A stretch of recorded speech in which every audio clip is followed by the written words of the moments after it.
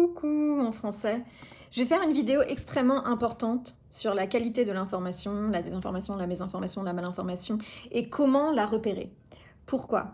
J'étais à un dîner et quelqu'un a lancé la question « Qu'est-ce que tu penses du JT de Léa Salamé ?» J'ai alors pris un JT au hasard pour analyser un segment, mais l'exercice peut être reproduit sur presque tous les sujets et tous les JT. Gaza brûle, c'est ce qu'a déclaré ce matin le ministre israélien de la Défense. Le JT en France commence avec une citation d'un ministre israélien, donc étranger. C'est un choix éditorial assumé. Israël a donc lancé sa grande offensive terrestre contre le Hamas. Contre le Hamas, non, c'est contre les civils. Les faits sont clairs, il y a eu de nombreux rapports internationaux là-dessus.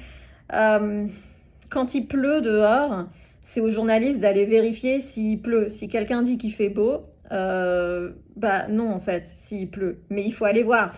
Une pluie de bombes est tombée la nuit dernière sur Gaza. Ok, donc il pleut. Une pluie de bombes, c'est poétique. Comment romantiser la mort? Le vocabulaire de la nature n'a pas sa place en journalisme. Et d'ailleurs, il pleut comment? Combien de bombes? Là aussi, on quantifie. Il y aura toujours plus de destruction, toujours plus de morts, déplore ce soir le porte-parole de l'Union européenne. Destruction, mort, le mot qui manque, c'est génocide. Selon le droit international, ce n'est pas controversé, si on veut le rajouter. Omettre de nommer un fait, c'est grave en journalisme. Dans un JT, je sais pas. Et on a pu le documenter en vous montrant ce soir ce qu'était Gaza avant le 7 octobre et avant la guerre. Le 7 octobre 2023. Choisir cette date comme repère n'est pas anodin. C'est un choix éditorial majeur. Ce jour-là, il y a eu 1200 morts. Depuis, il y a eu des centaines de milliers de morts. Prendre le 7 octobre comme repère, c'est faire un parallèle entre un massacre et un génocide. Un génocide avec un business plan. Un business plan assumé.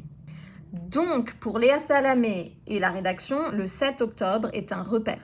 Un repère qui sert à quoi? À effacer les massacres précédents, l'occupation, les expropriations, les emprisonnements. Il n'y a aucun contexte qui justifie ce qui se passe sur les territoires palestiniens. Et tout ça, c'est factuel.